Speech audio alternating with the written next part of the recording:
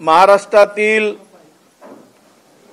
OBC नेत्यांची बैठक या ठिकाणी झालेली आहे। विविध पक्षामध्ये आणि सामाजिक संघटनांमध्ये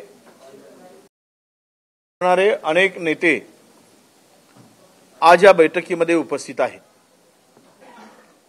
खरं तर अलीकडे घेतलेला निर्णय सरकारचा काढलेला GR हा ओबीसी साठी नुकसानीचा आहे की फायद्याचा आहे किंवा यातून काय नुकसान ओबीसीचं होणार आहे की होणार नाही यावर चर्चा झाली आणि महाराष्ट्रातील सर्व तमाम लोकांचं मत असं आहे की शासनाने एकाच दिवशी काढलेले 2 GR पूर्वी पात्र हा शब्द त्यामध्ये होता, नंतर तो बदलून पात्र हा शब्द वगळल्यामुळे आता सरसकट असा त्याचा अर्थ होतो, असं सर्व आमच्या ओबीसी नेत्यांचं मत आहे।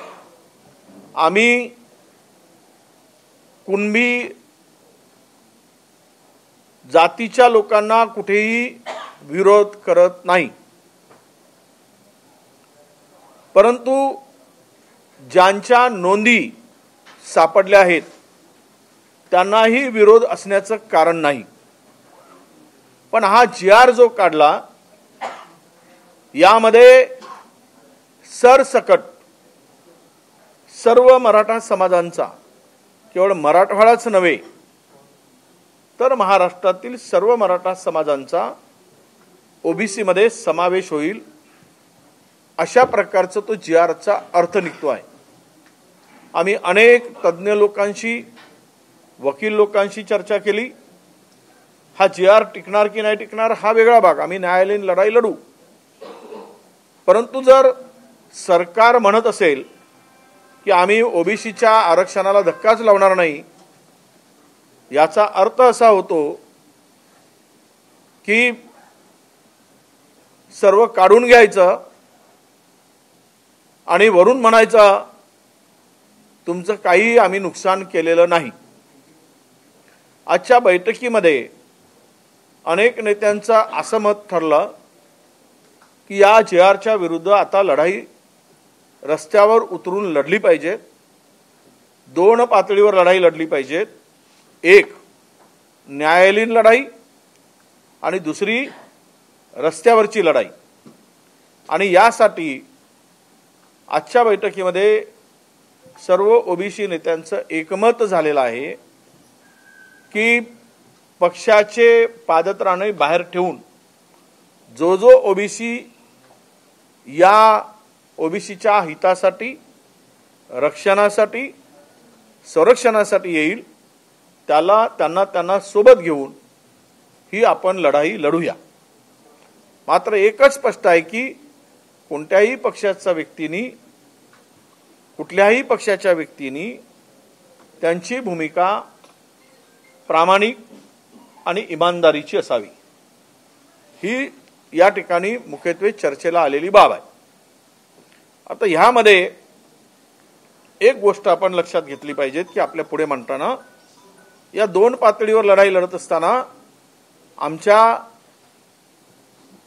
ओबीसी नेत्यांनी गाव पातळीपर्यंत जाण्यासाठी पहिल्यांदा विभागामध्ये मराठवाडा असेल, आम्ही आता विदर्भाची बैठक पार पडली, तिथे 150 ओबीसी नेते उपस्थित होते। मराठवाडा, पश्चिम महाराष्ट्र, मुंबई, कोकण किंवा उत्तर महाराष्ट्र अशा विभागीय आता पुढच्या 10-12 दिवसांमध्ये या बैठका पार पाडायच्या आणि जिल्हानिहाय जबाबदारी या सगळ्या लोकांच्याकडे देऊन गाव पातळीपर्यंत आमचा माणूस जाऊन लोकांना ओबीसीवर होत असलेल्या या GRमुळे अन्याय आणि ती वस्तुस्थिती सर्व मांडेल आणि मग विभागीय पातळीवर आणि जिल्हा स्तरावर पहिल्यांदा आणि नंतर विभागीय स्तरावर ही आंदोलन उभी राहावीत असं आमच्या बैठकीमध्ये आज ठरलेलं आहे। तारखा आम्ही त्या बैठकीच्या लवकरच जाहीर करू। आज एवढीच चर्चा झाली की हा GR मुळे महायुती सरकारने हा GR काढून ओबीसीच्या मूळ ओबीसीच्या हक्कावर अधिकारावर गदा आणलेला आहे। त्यांना वंचित करण्याचे हे षडयंत्र आहे। सरकार जर पूर्वी काढलेला GR बदलला नसता तर मात्र यामध्ये आमची भूमिका वेगळी असती। परंतु काही ओबीसी नेते या GRचा चुकीचा अर्थ पाठवून ठरवून सत्ताधाऱ्यांचं मांडलिकत्व स्वीकारत असतील तर या बैठकीमध्ये त्यांचा निषेधही करण्यात आला। आणि आम्ही कुणाचा अधिकार किंवा कुणाला मिळू नये ही आमची भूमिका नाही, पण आमच्या हक्काचं संरक्षण करणं हा आमचा संविधानिक आणि घटनात्मक अधिकार आहे। त्यासाठी आम्ही एकत्र येऊन या लढाईमध्ये सहभागी होण्याचा निर्णय घेतलेला आहे आणि ती लढाई लढण्याचा निर्णय घेत असताना त्याला महाराष्ट्रातील सर्व नेत्यांनी समर्थन उपस्थित असणाऱ्यांचं आहेच, पण जे आले नाहीत त्यांच्यापर्यंत पोहोचून त्यांनाही यामध्ये सहभागी करून घ्यायचा असाही निर्णय आज झालेला आहे। लढाई दोन पातळीवर असताना न्यायालयीन लढाईमध्ये आता आम्ही हायकोर्टामध्ये पहिल्या पायरीमध्ये या आठवड्यामध्ये सगळे पिटिशन दाखल करणार। खरं तर मागासवर्गीय आयोगांना कोण जाती कुठल्या प्रवर्गामध्ये असावेत हे ठरवण्याचा अधिकार आहे, परंतु त्यांचाही अधिकार इथे बासनात गुंडाळला दिसतो। आणि सरकारने हा GR काढताना ज्याला संविधानिक आधार आहे त्याही संस्थेवर किंवा त्या संस्थेला त्यांनी अधिकार शून्य करून टाकल्यासारखी परिस्थिती आहे। म्हणून सरकार म्हणून जो काही निर्णय हा GRच्या माध्यमातून घेतला असेल त्याला न्यायालयात दाद मागणं हा एक पर्याय त्यातला आहे। अशा दोनही पातळीवर गावागावात जाऊन ओबीसीच्या या GRचा अर्थ आणि होणारी लढाई यामध्ये सामील करून घेण्याचं आम्ही ठरवलं आहे आणि ही आत्ता आम्ही सुरू करतो आहोत। या पलीकडे तुम्हाला काय विचारायचं असेल?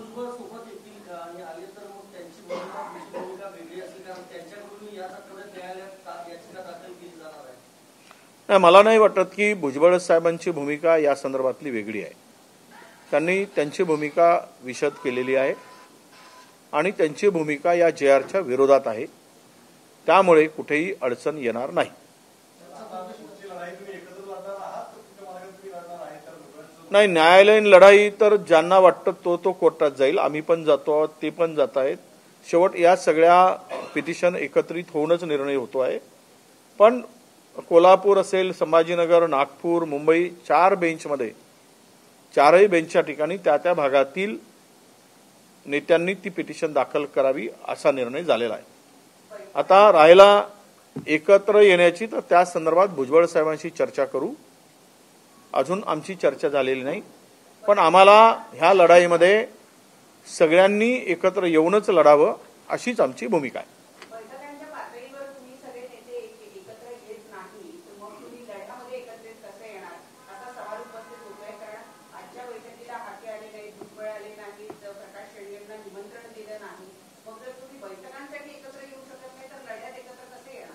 असं आहे, बैठकीत एकत्र आलो नाही म्हणजे लढ्यात एकत्र येत नाही असा अर्थ होत नाही।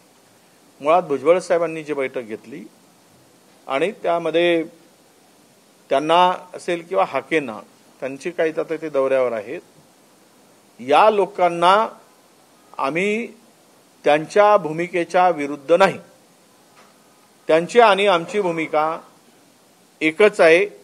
ओबीसीच्या हिताचं रक्षण व्हावं, ओबीसीच्या आरक्षणाचं रक्षण व्हावं आणि तो संविधानिक अधिकाराचं रक्षण व्हावं। आता तुम्ही जे म्हणताय की ते एकत्र येत नाही, तर तुम्ही लढ्यात कसे एकत्र येणार? हा एका जातीचा लढा नाही आहे, हा 354 जातीचा लढा आहे. आणि 354 जातीमध्ये आता आपण पाहतो, सरकार म्हणून मुखिया एक असले तरी जे स्टेटमेंट सरकारमध्ये येतात 35-40 मंत्र्यांच्या मध्ये, तेवढा विरोधाभास सरकारमध्ये चालत असेल तर समाजातील 354 जातींना एकत्र आणण्यात आणि एकत्र बसण्यात थोडासा वेळ जाईल. पण आम्हाला विश्वास आहे की आम्ही सगळे एकत्र येऊ आणि त्याची तयारी आम्ही सुरू केली आहे. आमचा संवाद सुरू आहे आणि एकत्र येऊनच ही लढाई पुढे न्यायचं आमचं ठरलेलं आहे.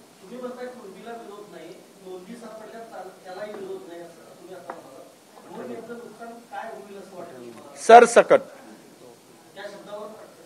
हो, कुणबी आहेच आमच्यात ओबीसी. 64च्या आधीचा कुणबी जो झाला तो ओबीसी आहेच, त्याला विरोध आम्ही कसं करू? होऊ शकत नाही, तो आमचाच घटक आहे. कोकणामध्ये कुणबी आणि मराठा आहेच की, ह्या दोन वेगळ्या जाती. सुप्रीम कोर्टाने सांगितलंय कुणबी आणि मराठा ही एक जात नाही. आणि हैदराबाद गॅजेटियरमध्ये संख्या दाखवली आहे, नावं नाहीत, जात नाही. त्यांनी म्हटलंय की कुणबी एवढे आणि मराठा एवढे. ते कोण? तर त्यावेळेचे जे काही गृहीत धरले गेले 64 मध्ये तेच, असा त्याचा अर्थ आम्ही काढलेला आहे. कोण त्याचा दुसरा अर्थ काढत असेल? आता अनेक मराठा नेत्यांनी त्याला विरोध केलेला आहे. मी पाहिलंय कोकणातल्या कदमांनी विरोध केलाय, नारायण राणेंनी विरोध केलाय की आम्हाला ओबीसी मधून नको, आम्ही मराठाच आहोत. मग अशी नेत्यांची वेगळी वेगळी भूमिका येत आहे. आमचे ॲडव्होकेट लाखे, काय नाव संजय लाखे पाटील, त्यांनी वेगळी भूमिका मांडली. मुधोजी राजे भोसले नागपूर, त्यांनी स्पष्ट भूमिका मांडली की आम्ही ओबीसी मध्ये नाही, आम्ही मराठाच आहोत. मग ह्याचा अर्थ आम्ही काय समजायचा? या सगळ्या टॉप लिडरशिपनी ते म्हणतायत, कबूल करतायत की आम्ही ओबीसी नाही, म्हणून आमचा कुणबी यांना विरोध नाही. त्यामुळे आमची भूमिका आम्ही मांडली.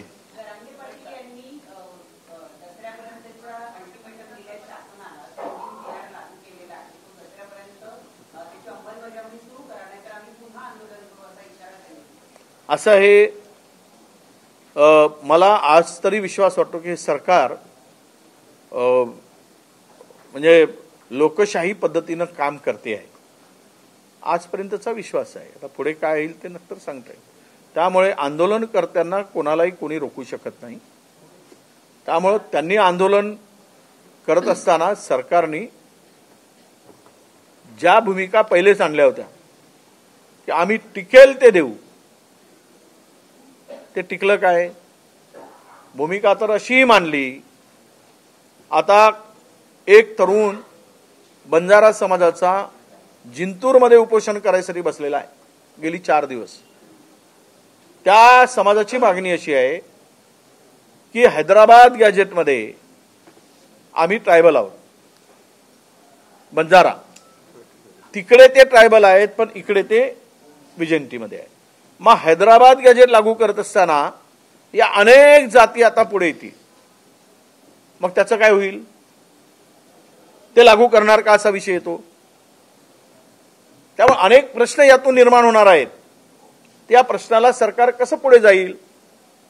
की भांडणं लावून ठेवतील आणि महाराष्ट्र अस्थिर करतील? मला तरी यातून एक दिसतंय की हे जे आरक्षणाच्या संदर्भात सरकारची भूमिका सगळ्या समाजाला डिस्टर्ब करून सगळ्या समाजाचं नुकसान करत असताना त्याला त्यामध्ये गुंतवून मूलभूत प्रश्नापासून पळ काढणं. शेतकरी उद्ध्वस्त झालेला आहे, त्यासाठी सरकार बरं काढत नाही. येथील शैक्षणिक व्यवस्थेचं पूर्ण वाटोळं झालेलं आहे. बेरोजगारी राज्यात प्रचंड वाढली आहे. कंत्राटदार आत्महत्या करतोय. महाराष्ट्रात खड्ड्याचं साम्राज्य झालेलं आहे. राज्य कंगाल झालेलं आहे. ह्याकडे कुणाचं लक्ष जाऊ नये म्हणून झुंजवत राहायचं आणि समाज आपल्या हक्कासाठी लढत ठेवायचा, त्याच्या हक्काला बाधा पोचायची आणि त्याला लढण्यासाठी प्रवृत्त करायचा आणि मूलभूत अधिकारापासून पळ काढायचा, ही सुद्धा भूमिका सरकारची त्यामध्ये असू शकेल. मी पण हा GR काढताना सरकारची बुद्धी आणि मेंदू शाबूत नव्हता एवढं मात्र नक्की.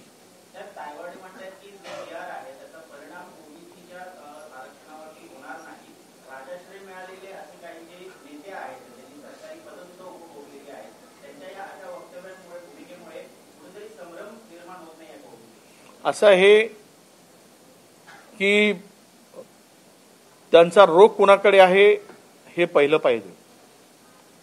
ज्या लोकांनी जो चष्मा आता जुना काढून सत्तेच्या माणसाचा चष्मा घालायचं ठरवलंच असेल तर याला काहीच नुकसान दिसणार नाही. एखाद्याला हिरवा चष्मा घातला तर सुकलेला गवत सुद्धा हिरवा दिसतो, असा त्यांचा चष्मा आता तो घातला आहे त्यांनी, म्हणून त्यांना नुकसान वाटत नाही आणि सरकारचं मांडलिकत्व स्वीकारणाऱ्याला अजिबात नुकसान दिसणार नाही असं माझं मत आहे. येस, थँक्यू, नमस्कार. ना याच्याशी संबंधित असेल तर बोला, मी बाकीच्या विषयावर आज बोलणार नाही.